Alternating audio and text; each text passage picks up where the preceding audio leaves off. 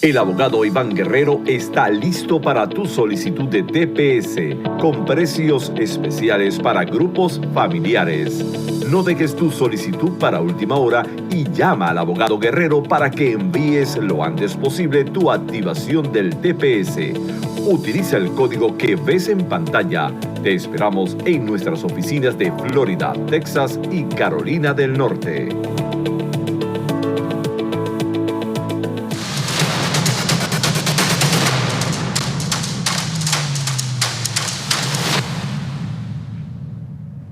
Bienvenidos de vuelta a Contrapoder 3.0 con José Colina y Esteban Hernández. Hoy vamos a conversar con Esteban Gervasi, él es consultor político. Bienvenido, Esteban, ¿cómo estás?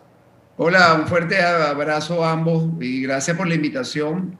Invitación que me la hice yo mismo, porque según Colina él nunca me hubiera invitado más en su primer programa. Eso es correcto, y dale gracias a Dios que Esteban todavía tiene algo de influencia en este programa. Oye, ya te iban a pasar la planadora. Bueno, ya. Bienvenido Esteban Gervasi nuevamente. Con él fue que hicimos nuestro primer programa cuando comenzamos esta actividad hace año y medio aproximadamente y fue nuestro primer invitado. Así es. Bienvenido. Gracias y felicitaciones, porque un año y medio mantener un programa es complicadísimo. Bastante complicado y más con Colina, imagínate, de presentadora. No es sencillo. Bueno, ya para enseñarnos un poco, Esteban, estaba viendo que estás promoviendo junto con otro grupo de personas una iniciativa llamada Tregua por Venezuela. Explícanos un poco de qué se trata y quiénes están participando en esto. Fíjate, es una tregua por la vida. Yo estoy proponiendo definitivamente que un grupo de expresidentes que incluye un expresidente de España y varios expresidentes de Latinoamérica y Centroamérica se acercaron y empezamos unas conversaciones y empezamos a conversar sobre el tema de la pandemia en Venezuela. Nos fuimos al espectro totalmente técnico de la pandemia, empezamos a revisar cifras, empezamos a investigar y vimos que el régimen tenía totalmente ocultas las cifras reales de lo que está sucediendo en Venezuela. Pero además vimos las consecuencias de la pandemia en países como Brasil, Colombia, Ecuador, Perú, Chile, Bolivia, que los venezolanos, cada venezolano que sale contaminado, como pasa aquí, que cada emigrante ilegal que llega contaminado es un foco de infección. Y el régimen, por supuesto, no tiene ninguna intención de resolver la crisis. Ellos llevaron 250.000 vacunas de primera dosis del Sputnik, se la pusieron a más los jerarcas del régimen, pero también nos encontramos con que el gobierno de la nada de Juan Guaidó y todos esos acólicos que lo siguen tampoco están dispuestos a hacer nada, sino que a aprobar presupuestos para quedarse viviendo en la macolla esta burocrática que tienen ya 2 años y pico en esto. Entonces nació la propuesta de hacer una tregua pactada. Una tregua no con estos actores políticos, sino hacer una tregua con la comunidad internacional, con los entes vivos venezolanos y, por supuesto, involucraría al régimen, que sería el que nos permitiría. ¿Por qué lo digo? Porque cuando tú llamas a Miraflores, el que atiende el teléfono se llama Nicolás Maduro. Cuando tú necesitas que un avión entre y salga de Venezuela, un barco entre o salga de Venezuela o circule por Venezuela, se llama Nicolás Maduro. Entonces, la tregua, Colina, que es militar y lo sabe, en todas las guerras se hace una tregua, un alto el fuego para recoger a los muertos, para llenarse de peltrecho, para que las tropas descansen, para hidratar a los soldados. Y la historia está llena de treguas. Hay una tregua, por lo menos la de 1914, que fue una tregua muy importante que se dio en la Primera Guerra Mundial a las 6 semanas, donde se le permitió a todos los grupos en conflicto, que eran momentos religiosos, y la tregua se extendió por casi un periodo de 3 meses. Hay otro ejemplo, una tregua también histórica, que es la de los alemanes y los británicos, donde estaban en Siberia echándose plomo entre ambos grupos y unos lobos salvajes se los iban a comer, y los grupos dijeron, vamos a hacer una tregua, se metieron en un convento, mataron a los lobos, y luego que mataron a los lobos que se estaban comiendo ambas tropas, siguieron echándose plomo. Y lo que estamos proponiendo en Venezuela no es acuerdo político, no es acuerdo con el régimen, no es acuerdo con nadie, ni a cambio de elecciones, ni de prebenda, ni nada. Es hacer una pausa, que entre una comisión internacional, hablar con los laboratorios, hablar con las donaciones que ha hablado el gobernador de la Florida. Anoche habló Biden de que van a empezar a mandar vacunas, excedente de vacunas a los países que las necesitan. Es aprovechar esas donaciones y esos recursos y llevarlo con una comisión técnica y supervisada por la comunidad internacional, vacuna cada brazo venezolano. Venezuela es una zona en conflicto, una zona en guerra, una zona que Colini, tú lo sabes mejor que yo, que está más al día de la información de lo que está pasando en Apure, lo que pasa en el occidente, lo que está pasando hacia el área de Huila y Trinidad, en el delta de la Macuro. Eso es inevitable. Pero mientras tanto, que entre nosotros estamos hablando aquí, se están muriendo cientos de venezolanos por una pandemia. Le digo un número, una cifra real sacada por una ONG internacional que se dedica al estudio de la pandemia. Si para agosto, finales de agosto, no se empieza a vacunar al pueblo venezolano, vamos a hablar entre 8.000 a 10.000 venezolanos muertos diarios. Maduro solo accesó al 20%, que es el máximo que da el COVAX, y todavía ni siquiera va a recibir la vacuna porque consiguió una plata que le bloquearon en franco suizo y pagó el completo, ahora el 100%. Pero el COVAX solo te entrega el 20% de lo que tú necesitas, de la vacuna que ellos consigan. Entonces, la única manera es una propuesta.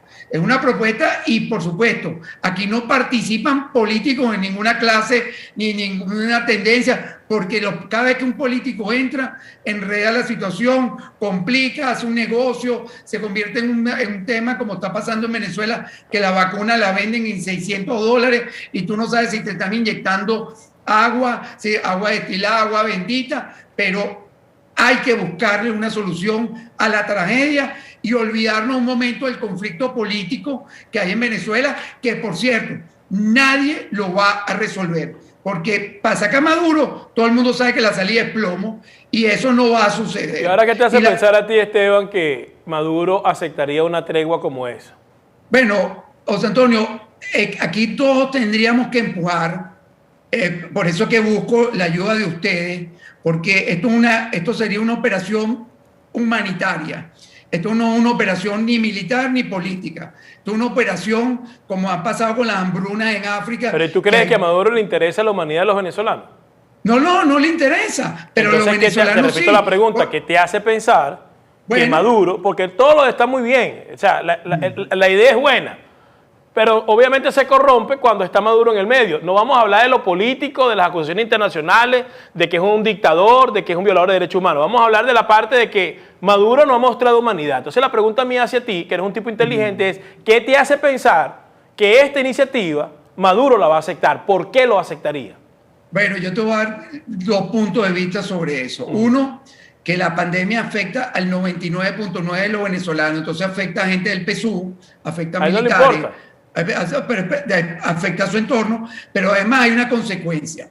Si Maduro no acepta esto se escala a un nivel superior, que es que será acusado en la Corte Penal Internacional y en otro organismo, según la Convención de Palermo, que es que Maduro entra en una categoría que no ha entrado ningún gobernante en Latinoamérica en el último siglo, que es genocidio y exterminio. ¿Y tú crees que Maduro ha sido acusado por casos individuales penales, como la desaparición de Oscar Pérez, como la persecución a ti, como la persecución al que tiraron un concejal para arriba, pero colectivamente ningún gobernante, ni siquiera Pinochet, fue acusado de genocidio y exterminio. Y eso es un capítulo muy específico en la Corte Penal y en la Convención de Palermo y en la Convención de Roma. Fíjate y algo. Eso hay que tenerlo muy claro. No, está bien, Esteban, pero te estoy preguntando que si tú crees que a Maduro le importa eso, es la pregunta. Es que hasta ahora ha demostrado que no le importa, no le interesa. No le importa. yo estoy de acuerdo contigo, pero nosotros tenemos que crearle y darle la opción a que Maduro en un momento pueda rectificar y decir, oye, ¿cuáles son las consecuencias que vengan 3 presidentes, la OEA, la Unión Europea, la Organización Mundial de la Salud, la Organización Panamericana de la Salud, y me están ofreciendo llevar una operación que sería un milagro para el pueblo venezolano? Él dirá, bueno, coño, si no lo acepta, él tendrá que medir las consecuencias. Ahora, en esa tregua que ustedes plantean... pero es que es muy interesante tu pregunta. Sí, no, pero es que ya va, porque tengo... O sea, está bien, yo tengo muchas preguntas y quiero que me las responda. Pongamos que Maduro no acepta. Ok, el plan está bien, pues hay que tomarlo en cuenta porque es verdad. Cuando llamas a Miraflores, el que atiende es él. El que tiene el poder dentro del país es él. Pongamos que plantean la tregua con todo eso que tú acabas de nombrar, que te recuerdo que a todos los ha mandado al mismísimo diablo a todito, a la Organización Panamericana de la Salud, a la ONU, a los expresidentes. Él cuando no deja a nadie entrar a Venezuela es suficiente, lo ha hecho. Que en el plan que esté estipulado, cuando Maduro diga, mira, no me da la gana de hacer esto porque si no me dan esto y esto, no lo hago. ¿Qué sigue después? Vamos al segundo estadio, que es la acusación frente a los organismos internacionales, y eso activa el artículo 41 y 42 del Consejo de Seguridad, donde se plantea en el 42 la intervención de los cascos azules, porque es un delito grave, muy grave, es el más grave que existe en la cadena de delitos de violaciones de derechos humanos establecido en las convenciones que mencioné antes, y eso es importante y Maduro lo sabe. Y yo me imagino que tú también sabes que para que eso pueda ocurrir, si uno de los 5 grandes dice que no, entre los cuales está Rusia y China, no pasa absolutamente nada. Yo me claro, lo que pasa es que en el caso de genocidio y exterminio, José Antonio, los responsables no es Maduro, sino el Estado. Y el Estado implica al ministro de la Defensa, al Tribunal Supremo, a los gobernadores, a los alcaldes, y quedarían todos acusados. Y eso es una acusación que no prescribe en el tiempo. La acusación de genocidio y exterminio pasa a responsabilidad del Estado, a Tarek William Saab, que se llama el tipo este. Voy a repetir, Esteban, ¿tú crees que a eso a ellos les importa? Bueno, pero es que se les cierra el círculo porque Rusia y China, que son parte, porque les voy a dar una primicia, nosotros ya hemos conversado, inclusive con estos 2 países, y hemos conversado con expresidentes relacionados con el gobierno y el régimen de Maduro, y le hemos dicho que esto es un tema de ayuda humanitaria, que implica que Maduro tenga que ser, porque déjame explicarle algo. Tú tienes razón en todo lo que tú has dicho y yo estoy 100% de acuerdo contigo. Lo que pasa es que esto es una crisis que no se había planteado jamás en la historia venezolana. La última pandemia que hubo en Venezuela, que fue la viruela, que fue en pleno desarrollo después de la colonia, en plena independencia. Después lo que vino fueron cosas muy específicas, la fiebre amarilla, el sarampión, y fueron controladas. Pero esto es una pandemia que está afectando. Mira, yo tengo información y tengo videos donde los soldados en los cuarteles, tú que eres militar, debes tener mejor información que yo, los soldados, hay tropas completas y lo están enterrando y cremando en los patios. Pero es que eso, no Esteban, a eso iba. Si a los soldados no les está importando, fíjate con lo que ha pasado en Apure, que no tiene nada que ver con el COVID-19. A las unidades de acciones especiales, que son la niña de oro de las Fuerzas Armadas, los han mandado a la frontera para que los asesinen, y eso no ha generado una reacción. No genera una reacción en los militares que los están mandando a que los maten. ¿Tú crees que a estos tipos les va a importar que los acusen internacionalmente de genocidio? Tienen recompensa por su cabeza, tienen juicios abiertos, les dicen hasta el mal que se van a morir y no les interesa. Esa es la parte que yo no la veo clara. Fíjate algo también, Esteban, un poco también incluso de autocrítica pudiera ser, ¿no? Cuando el parapeto interino, ¿no?, habló de la posibilidad de trabajar en conjunto con el régimen para dejar entrar la vacuna, ¿no?, y justamente basándose en lo mismo que tú estás diciendo, que es un asunto humanitario, no político, bueno, las críticas llovieron sobre Juan Guaidó, y para mí con sentido, porque pactar con el régimen se va a traducir es que de una u otra manera eso se convierta en un negocio. ¿Qué diferencia hay entre esta propuesta que estás presentando tú junto con el otro grupo de personas con lo que estaba proponiendo Juan Guaidó en su debido momento? Lo que pasa es que la vacuna se ha convertido en un arma política, un Por arma eso de poder mismo, político. Pero si tú incluyes a Nicolás Maduro y tú mismo en el lo plan. estás diciendo. Tú mismo lo estás diciendo, el interinato no tiene, lo que quiere es algo a cambio.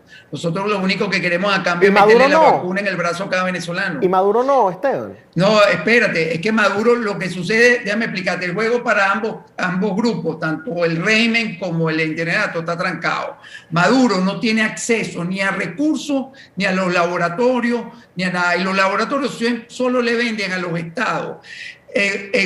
Lamentablemente, el gobierno que está reconocido en las Naciones Unidas es el gobierno de Maduro. Correcto. Y el gobierno de Guaidó no está reconocido. Cuando hablan de que Guaidó tiene más de 50 países, pues bueno, Maduro tiene 120 países, porque Maduro se sienta en la ONU, pero Guaidó no se sienta en la ONU.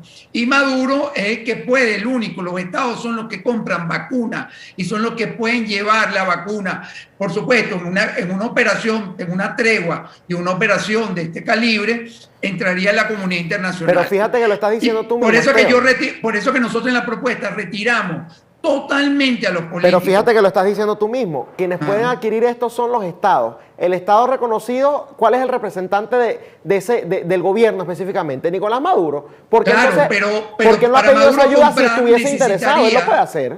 Tú tienes razón, pero para Nicolás Maduro accesar a la vacuna necesitaría que se pacte una tregua con los organismos internacionales donde participan lo que dijo originalmente. Pero es que él no necesita eso, y un gran ejemplo es Irán. Irán es otro país que está sumamente sancionado y ellos adquirieron un montón de vacunas. O sea, pero Maduro no tiene con qué, porque los laboratorios, te explico, el caso Pfizer. Pfizer no le vende vacuna a Maduro porque, déjeme explicarle, ustedes no sé si se han puesto la vacuna. Desde el momento que la vacuna se produce, eso tiene una cadena completa de auditoría hasta el momento que te la meten en el brazo. Y la primera dosis y la segunda dosis. Y después hay un seguimiento. En ese cartón que te dieron, me lo entregaron ustedes, o en el app que le dieron electrónico. Ellos saben qué lote, qué día, cómo se descongeló, quién te la puso en el brazo, todo eso. Los laboratorios no le interesan, ni siquiera los rusos. Ese es el problema que hay ahorita con la vacuna rusa, que Maduro le mandaron 250 y como no hicieron registro, entonces los rusos le dijeron: párate ahí, pajarito, yo no te puedo seguir mandando vacunas porque yo no voy a convertir mi vacuna en un desprestigio, que tú hagas un desastre en Venezuela cuando yo puedo convertirte en un negocio mundial. Y si se comportaron así, Esteban, si se comportaron así con lo que recibieron, ¿qué va a cambiar? Bueno, porque no tienen la capacidad, pero aprendieron. Pero si nosotros no le proponemos la tregua y no lo vemos y no tocamos la puerta, nunca vamos a saber si ellos se negan o no. Ellos tendrán que asumir su responsabilidad, porque yo no puedo culparlo de las barbaridades, de los asesinatos, de las persecuciones, de la corrupción. Yo no estoy para eso. Yo no le voy a dar reconocimiento a un tipo que ha matado miles de venezolanos. Yo lo que quiero es malandro, párate ahí. Yo me pongo para este lado, tú te pones para este lado y vamos a vacunar a la gente. Y tú te sigues matando, tú te sigues reuniendo con Capriles escondidos, tú sigues haciendo negocio con Guaidó y todo su itinerato. Eso no es mi problema. Mi problema es la vida de los venezolanos. ¿Cuáles serían los requisitos aceptables para que ustedes pudieran aceptar la tregua? O sea, que no sería inflexible. O sea, por ejemplo, si Maduro dice: bueno, perfecto, yo recibo las vacunas y yo las coloco, ¿ustedes aceptarían eso? No. ¿Qué otros puntos no aceptarían? No, te lo aclaro para que quede públicamente para que la gente lo entienda. La única manera que las vacunas entren y se le pongan en los brazos a los venezolanos es que eso vaya supervisado, auditado y gestionado por una comisión técnica y por las Naciones Unidas, la Organización Mundial de la Salud y la Organización Panamericana. En la Iglesia, la Unión Europea, la OEA, son veedores de buena voluntad, son embajadores de buena voluntad, pero solo una comisión técnica. Él puede revisar los contenedores, los teléfonos, la computadora, él puede hacer porque él es el jefe. Ni lo pienso discutir, porque como expliqué antes, el que atiende el teléfono de Miraflores lamentablemente es él.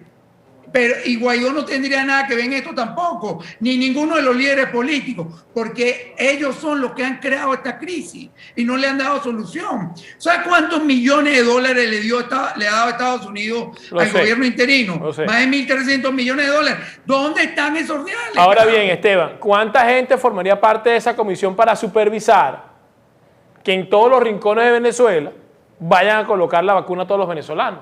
Fíjate, ¿Y dónde salieron los recursos para financiar eso? Bueno, ahí viene la otra parte. Parte del trabajo de este grupo promotor es que ya hemos hablado con dos gobernadores de los Estados Unidos, con un gobierno europeo, con los gobiernos vecinos a Venezuela, y hemos llegado a la conclusión que los recursos, parte de esos recursos, muchos serían donados y parte serían aportados por estos gobiernos para ayudar. ¿Por qué? Porque si tú no... ¿Pero serían aportados a quién y cómo se manejaría a la comisión técnica integrada por la junta de esta promotora, que no tiene nada, ningún venezolano ¿Quiénes forman parte de esa junta técnica? ¿Los presidentes y quién más?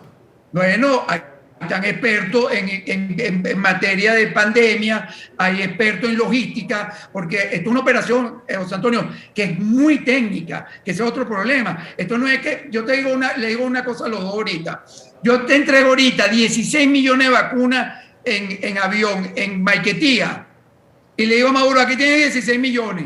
Le regalo esa sorpresa, se pierden la vacuna. Es correcto, se pierde, estoy de acuerdo contigo. Se pierde, entonces tú tienes que planificar desde el transporte, almacenaje, custodia y toda esa logística, hay que coordinarla con el que tiene ahora el poder, que es Nicolás Maduro. Pero toda la operación de control, dónde va la vacuna, cómo se descongela, a qué sitio. Fíjate, en Venezuela hay 335 municipios. Nosotros hemos pensado que uno o dos centros de vacunación por municipio en Venezuela. Los municipios grandes, como el municipio Sucre, el estado Miranda, tendrían 12 centros de vacunación. Y Miranda tiene 21 municipios. O sea, nosotros ya tenemos un plan estructurado.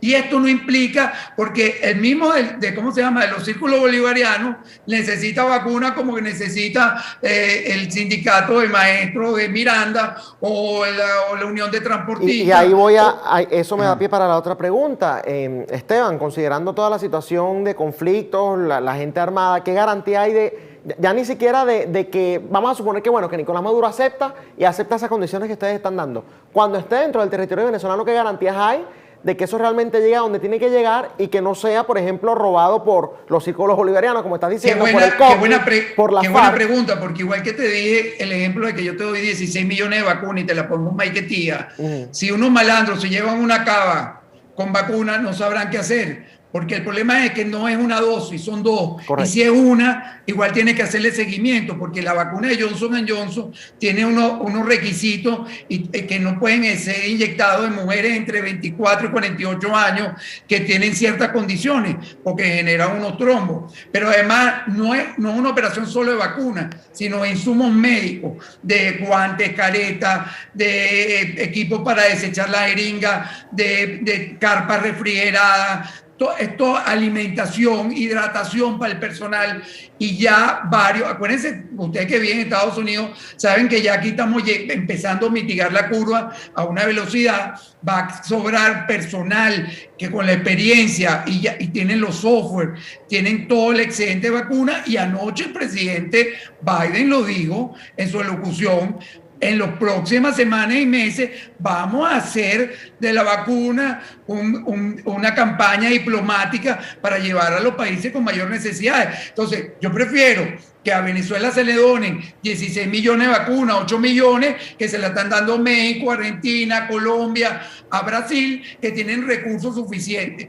Y si yo tengo, Esteban Hervasi, que sentarme a hablar con los FAC para que libere unos fondos solo para pagar los laboratorios, no para dárselo a Jorge Rodríguez, ni al canciller, ni a Guaidó, ni nadie, sino que ese cheque salga de ahí a Pfizer, a Moderna, a Johnson & Johnson, a AstraZeneca, lo haría, porque lo que tenemos que entender que nuestros amigos, compañeros de clase, de promoción, se están muriendo. Lo que pasa es que los medios secuestrados por ambos grupos delincuenciales, tanto el del régimen como el de Guaidó, no están diciendo nada. Sí. ¿Cómo se atreve Guaidó a decirnos que él le aprobó 100 millones para comprar vacunas? ¿A quién carajo le compró 100 millones de dólares Guaidó en vacunas? Bueno, las mentiras, a una farmacia aquí en Hialeah. Las mentiras es lo que abundan en este régimen y en toda la politiquería en general en Venezuela. De hecho, las cifras que por ejemplo, Megaanálisis estima que son reales en cuestión de contagio, mientras el régimen dice que son menos de 200.000, Megaanálisis estima que son alrededor de 1 millón. Muchas gracias, Esteban, por habernos acompañado hoy en... Oye, gracias por la invitación y ojalá me ayuden en esto, porque esto es totalmente una operación humanitaria y yo entiendo la posición política y entiendo lo duro que hemos sido muchos venezolanos frente a ambos grupos, pero es que la situación en Venezuela es realmente grave. Es grave, pero por la gravedad no se puede perder la coherencia, aunque tienes razón. Tienes razón sí. en el punto que planteas, porque muchos venezolanos están muriendo. A mí lo que no me termina de convencer es involucrar a Nicolás Maduro, aunque tenga el poder, pero bueno, haremos lo que esté a nuestro alcance. Esteban, muchas gracias por haber participado. Gracias, todas las bendiciones. Saludos al equipo. Gracias, muchas gracias. Era Esteban Gervasi, analista político, especialista en campaña, bueno, quien ha planteado una iniciativa que está conformada pues, por expresidentes, médicos, personas y personalidades a nivel internacional para tratar de ayudar a los venezolanos que están dentro del país para que pueda llegar la vacuna. Interesante la propuesta. Por supuesto, tenemos nuestras interrogantes con respecto a ello y lo han visto durante la entrevista. Esto ha sido todo por hoy en Contrapoder 3.0, el programa de la derecha, en Factores de Poder, que definitivamente el canal de la información, duela a quien le duela. Hasta el lunes. Este programa fue presentado por John de la Vega, abogado de inmigración.